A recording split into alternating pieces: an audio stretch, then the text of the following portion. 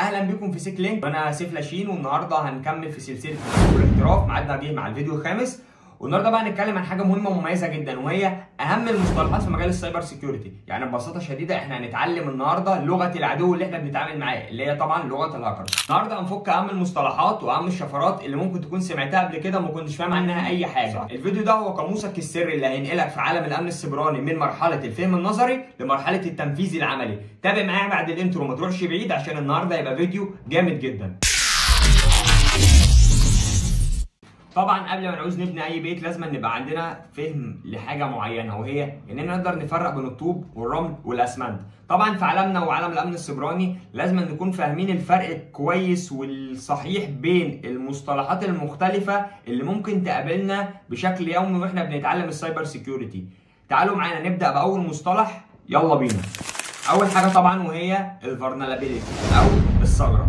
تخيل كده ان انت وليكن ان انت عندك قلعه حصينه حرفيا ما فيش اي حد يقدر يخشها، بس في وسط القلعه دي في شباك واحد بس ازازه مكسور. طبعا ده ممكن يخلي ان اي حد ممكن يستغل الشباك ده عشان يخشها ويعمل اي حاجه هو عايزها جوه. نفس الكلام بالظبط في الثغرات، هي بتكون اي خطأ برمجي موجود في اي نظام تشغيل، سواء بقى اجهزه او برامج او اي حاجه، بتكون حاجه زي الباب الخلفي اللي ممكن الهاكرز يستغلها عشان يقدر يخترق الجهاز او الحاجه دي باستخدام الثغره دي. البرنامج اللي مش محدث ده ممكن يكون بالظبط زي الشباك المكسور اللي موجود جوه القلعه. ده بيكون عباره عن ان انت بسبب وجود حاجه صغيره قد كده انت ساعدت الهاكر ان هو ممكن يعمل حاجه كبيره قوي اكتر من اللي ممكن تيجي في خيالك كمان. وده طبعا الشركات بتتعامل معاه بنظام صارم جدا عشان خاطر يحاولوا على قد ما يقدروا ان هم يتفادوا الاضرار باقصى درجه ممكنه. ولكن طبعا ده ما يمنعش ان لسه لغايه دلوقتي في بعض الثغرات اللي لسه ما اتقفلتش، ولسه كمان في حاجات انواع مختلفه زي مثلا حاجه زي الزيرو داي ديت الشركات اصلا لسه ما تعرفش عنها حاجه، ودي طبعا ما زالت موجوده والهاكرز طبعا بيستخدموها، ولكن طبعا مش بسهوله زي الثغرات المكتشفه. حاجه بقى وهي يعتبر من اسوأ الحاجات وهي الباسوردات الضعيفه. انت هنا بقى للاسف مش سايب مثلا شباك مكسور، لا ده انت سايب باب مفتوح على مصراعيه زي ما بيقولوا. معلش في الكلمه، الناس اللي بتعمل باسوردات من 1 ل6 واللي بيعمل اسمه وتاريخ ميلاده والحاجات اللي زي كده، انت كده بتقول للهاكر تعالى اتفضل انا عازمك على البيانات الخاصه بيا. فده طبعا ما ينفعش اصلا ان اي حد من الاحوال دلوقتي، خصوصا بعد التقنيات القويه اللي ظهرت دلوقتي، ان حد يسيب اي امان خاص بيه بباسوردات تافهه زي دي. يعني دي دلوقتي بالنسبه للهاكرز بقى اسمها باسوردات تافهه، تخمينها بيبقى كده في ثواني. ثالث حاجه طبعا وهي عن طريق ان ممكن يكون فيه خطا في الكود اللي بيسموه باج. طبعا بعض المبرمجين لما بيجوا يبرمجوا مثلا وليكن زي تطبيق خاص بالموبايل او بالديسكتوب ممكن يسيبوا فيه خطا برمجي، وطبعا ده بيكون غير مقصود تماما. وطبعا ده بينتج عنه ان بيكون في ثغره محدش بيكون عارف عنها اي حاجه غير بقى طبعا اللي بيكتشفها، وده طبعا ممكن يا يستخدمها في الخير ويبلغ عنها، يا يستخدمها في الشر وتتقلب ضده. في سنة 2017 حصل اختراق ضخم في شركة كبيرة جدا في أمريكا، وهي واحدة من أكبر شركات تقارير الائتمان في أمريكا. وكل ده حصل بسبب إن كان في باج صغير في برنامج موجود في الشركة دي، وهم أجلوا التحديث بتاعه. بسبب الموضوع ده اتسربت معلومات لأكتر من 140 مليون مستخدم في الشركة دي. وده بيورينا قد إيه إن ممكن يكون خطأ برمجي صغير جدا يسبب كوارث ضخمة.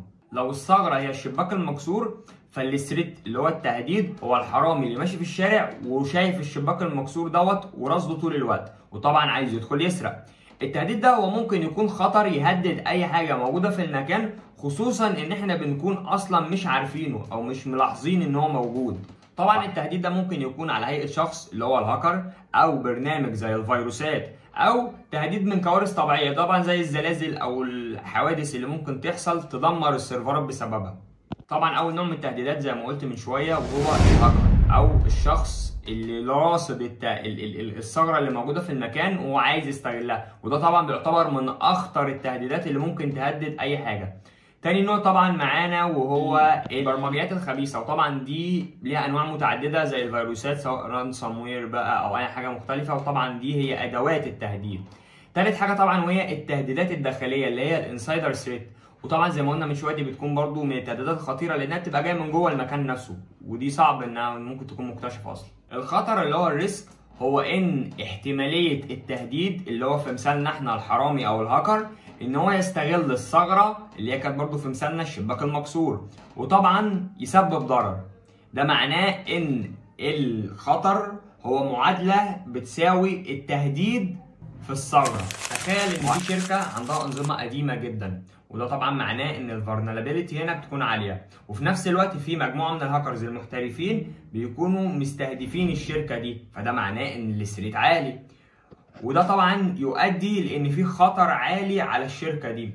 وهنا بقى يجي دور خبراء الامن السيبراني، وهم ان دورهم ان هم يقللوا الخطر ده قدر الامكان، زي مثلا ان هم يحدثوا الانظمه فهنا الفولنربيلتي تقل، او ان هم يعملوا فاير وولز قويه وتحديدات معينه تقلل من صلاحيه الهاكر ومن سهوله الوصول، فهنا برضو يبقوا قضوا على الثريتس بقدر الممكن. واعتقد ان كده ممكن تكون الفكره وضحت شويه.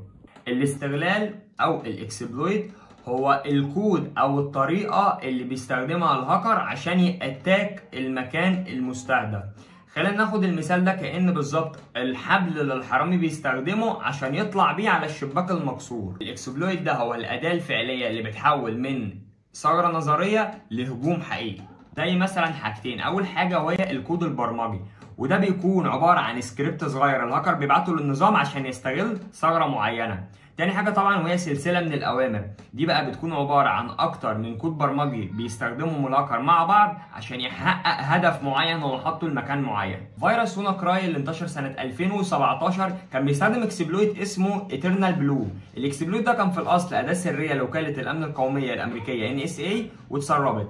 الهاكرز خدوا الاكسبلويت ده واستخدموه عشان ينشروا الفيروس في مئات الالاف من الاجهزه حول العالم. ده بيوريك ازاي الاكسبلويت ممكن يكون سلاح خطير جدا. يبقى كده دلوقتي ملخص الكلام اللي احنا قلناه ده كله ايه؟ يعني احنا دلوقتي عندنا ثغره اللي هي الفولنربيلتي، وعندنا تهديد اللي هو الثريت اللي هو الهاكر، والهاكر عايز يستغل الثغره دي عن طريق حاجه اسمها الاكسبلويت اللي هو الاستغلال عن طريق طبعا سواء فيروس او خلافه. ونتيجه الموضوع ده كله ان احنا بنوصل ان احنا في خطر اتخلق على نظامنا. فهمت العلاقه؟ بعد ما فهمنا اساسيات اللعبه دلوقتي ندخل في قلب المعركه. الهاكرز عندهم اسلحتهم واحنا كمان عندنا دروعنا. يلا بينا نعرف تفاصيل الادوات الخاصه بالهجوم والدفاع. لو الاكسبلويت هو الصاروخ اللي بيضرب القلعه، فالبايلود اللي هو الحموله هو القنبله اللي بتتفاعل بعد الاصطدام. البايلود هو جزء من الكود الخبيث، وكمان هو المسؤول عن الضرر الفعلي، وهو في نفس الوقت الهدف النهائي من الهجمه. ممكن الهدف ده يكون عباره عن سرقه بيانات او تشفير ملفات او التحكم الكامل في الاجهزه.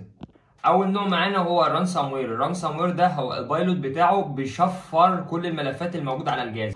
تاني نوع بقى هو السباي وير او برامج التجسس. البايلوت بتاعه بيبقى عباره عن حاجه بتتجسس على الاجهزه، زي مثلا انها تسرق كلمه المرور او تشغل الكاميرا بتاعتك من غير علمك. تالت حاجه وهي البوت نت. البايلوت بتاعه هو الكود اللي بيزرعه الهاكر في جهازك عشان يحوله لحاجه اسمها الزومبي، عشان يتحكم فيه الهاكر ويعمل فيه اي حاجه هو عايزها.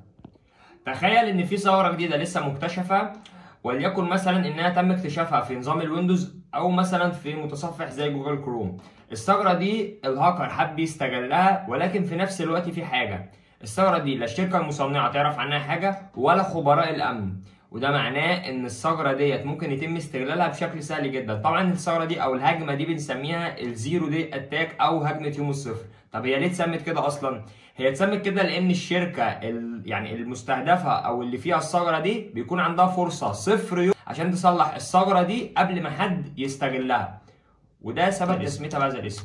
ودي طبعا بتكون اخطر الهجمات اللي موجوده في عالم السايبر سيكيورتي كله، لان للاسف ما بيكونش فيه ليها دفاع معروف. فاكرين فيروس ستاكس نت اللي اتكلمت عنه قبل كده في فيديو سابق؟ الفيروس ده اللي ضرب المفاعلات النوويه الايرانيه في سنه 2010. الفيروس ده بالمعلومات يعني ان هو استخدم اكتر من زيرو داي كان موجود في الويندوز وقتها، وده يبين لكم قد ايه ان ممكن ثغرات الزيرو داي تكون خطورتها قويه جدا، وان هي من اقوى الهجمات فعلا. الفاير وول او الجدار الناري ده بتكون مهمته بالظبط زي الحارس اللي واقف على القلعه بتاعتك، اللي دوره يشوف اللي داخل واللي خارج، وكمان اي حد بيحاول الدخول والخروج ويشوف هل يسمح له بالدخول ولا ما يمنعه. وطبعا ده بيكون خط الدفاع الاول ليك على الانترنت عشان يمنع اي محاوله غير قانونيه ان هي بتحاول تخش على الشبكه بتاعتك او حتى على الجهاز بتاعك. انواع جدار الحمايه بيكونوا نوعين. اول نوع هو جدار الحمايه اللي موجود على مستوى الشبكه كلها، وده طبعا معروف من اسمه ان هو المسؤول عن حمايه الشبكه ضد اي حد ان هو يحاول يدخل على الشبكه. وطبعا النوع الثاني بيكون على مستوى حمايه جهاز واحد بس، زي بالظبط نظام جدار الحمايه اللي موجود في الويندوز. لو في فيروس على جهازك بيحاول يبعت بياناتك لسيرفر خاص بهاكر، الفايرول ممكن يكتشف الاتصال ده ويقطعه، وبكده طبعا يكون حمل البيانات الموجوده على جهازك. لو الفاير وول هو حارس البوابه، فنظام كشف ومنع التسلل اللي هو الاي بي اس والاي دي اس هم كاميرات الانذار والمراقبه اللي موجودين جوه القلعه دي، اللي دورهم بيشوفوا اللي داخل وكمان اللي خارج. طب يا ترى ايه الفرق بين الاي دي اس والاي بي اس؟ اول حاجه ان الاي دي اس ده هو نظام كشف التسلل، دوره بالظبط بيكون زي دور كاميرات المراقبه في اي مكان موجود في العالم. هو بيشوف الحركات بتاع الحاجات اللي رايحه وكمان اللي جايه، ولو لقى حاجه غريبه بيبلغ ان في حاجه غريبه بتحصل. على عكس الاي بي اس، هو بيكتشف الحاجه وكمان بيوقفها، زي بالظبط لما يجي يقول لك عنك يا كبير انا هتصرف. تخيل كده لو هاكر قدر يعدي من الفاير وول ووصل للشبكه وبدأ يعمل فحص على الأجهزة الموجودة جوه الشبكة عشان يكتشف الثغرات الموجودة فيها. هنا بقى بيجي دور نظام الاي دي اس والاي بي اس، ان هم بيكشفوا الحركة دي اللي بتحصل على الشبكة وكمان بيمنعوها. يبقى كده الهاكر بيحاول ينشئ بايلوت اللي هو الحمولة عشان يستخدمه في استغلال وليكن شبه الزيرو داي ويبعته للضحية.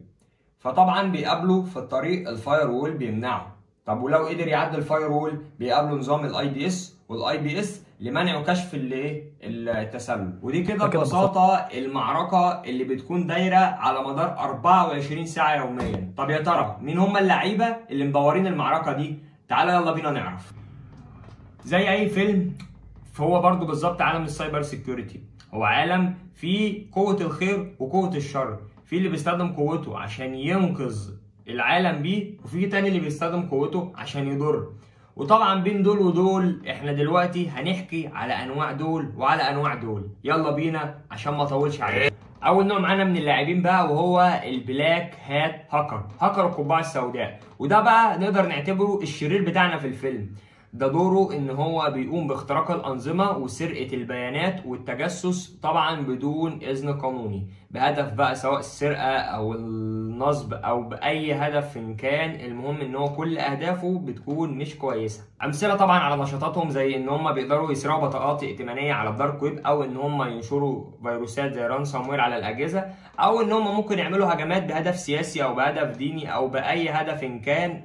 وطبعا برضو ممكن يعملوا شن حملات سواء إرهابية أو سياسية على بنى تحتية لدول معينة. تاني نوع بقى وهو الوايت هات هاكرز أو هاكرز القبعة البيضاء. وده بقى نقدر نعتبره البطل بتاعنا بتاع الفيلم، وطبعا باين من اسمه ان هو اكيد بيعمل عكس اللي بيعمله البلاك هات تماما. ده دوره ببساطة شديدة ان هو مكلف بقانوني طبعا بإذن قانوني ان هو يقوم باختبار اختراق للشركات والأنظمة بهدف ان هو يكون سابق البلاك هات بخطوة، عشان لو حاولوا هم بعده ان حد يحاول يعمل هجمة على اي شركة او على اي نظام يكون هم بالفعل عرفوا الفكرة او الطرق اللي ممكن تستخدم في الاختراق، لان الوايت هات بيستخدم نفس طرق البلاك هات ولكن طبعا بشكل قانوني زي ما قلت. وطبعا بيطلق عليهم اسماء تانية زي الايثيكال هاكرز او البنتريشن تيسترز. وطبعا ليهم مهام مهمة جدا، اولها وهي طبعا اختبار اختراق الانظمة والشركات زي ما قلت. تاني حاجة طبعا وهي نظام اسمه الباك باونتي او اللي هو صيد الثغرات. شغلهم ان هم بيحاولوا يلاقوا ثغرات في انظمة معينة، ولما بيلاقوها بيبلغوا عنها وفي المقابل بياخدوا مكافآت. طبعا كمان ممكن يكون ليهم دور في المساعدة في التحقيقات الجنائية الرقمية اللي هي الديجيتال فورنزكس. دلوقتي بقى خلينا نجي اخر نوع من انواع الهاكرز، وهو النوع الاكثر يعني فضول في الانواع كلها، وهو الجراي هات هاكر او هاكر القبعة الرمادية. ده بقى نقدر نعتبره لا هو محصل الهاكر الابيض ولا هو محصل الهاكر الاسود. ده نوع نقدر نقول كده هو ملك نفسه، يعني هو ممكن يخترق نظام بطريقة البلاك هات هاكرز، ولكن بعد بقى ما يخترقوا يروح مبلغ عن الثغرات اللي لقاها زي الوايت هات هاكرز. يعني هو ماشي تبع هواه. ونيجي دلوقتي النوع نقدر نعتبره من الهاكرز، يعني هو نوع السكريبت كيدي اللي هو طفل الهاكر. ده طبعا شخص ما عندوش اي خبره مطلقا في البرمجه ولا حتى في ان هو يقدر يعمل هجمه معقده. هو كل اللي بيقدر يعمله ان هو بيستخدم ادوات وسكريبتات جاهزه من هاكرز محترفين عشان يستخدمها في شن هجمات بسيطه، وطبعا بيكون هدفه الاساسي والاول والاخير هو التباهي قدام الناس اللي تعرفه، مش اكتر ومش اقل. وفي نوع اخير من الهاكرز وهو الهاكسيفست، الهاكر صاحب الرساله. الانواع دول من الهاكرز هم انواع بيخترقوا بهدف، وهو ممكن يكون ديني او سياسي او اجتماعي. المهم ان هم بيكونوا مجموعه من الهاكرز ليهم هدف معين، زي المجموعه الاشهر الانونيموس. يبقى كده عندنا البلاك هات اللي هو الشرير، والوايت هات اللي هو نقدر نعتبره البطل بتاع القصه، والجري هات اللي ماشي بين ده وبين ده، والسكريبت كيدي والهاكسيفست. وبكده نكون وصلنا لنهايه حلقتنا المميزه. ولو وصلت لحد هنا ما تنساش تعمل لايك وفولو، ولو عجبك الفيديو اخبط لنا لايك وسيب لنا تعليق وقول لنا رايك في الفيديو. ولو عندك اي تفصيله او سؤال برضو سيبه لنا في التعليقات وهنرد عليك ان شاء الله. استنونا في الحلقات الجايه وما تروحوش بعيد. سلام.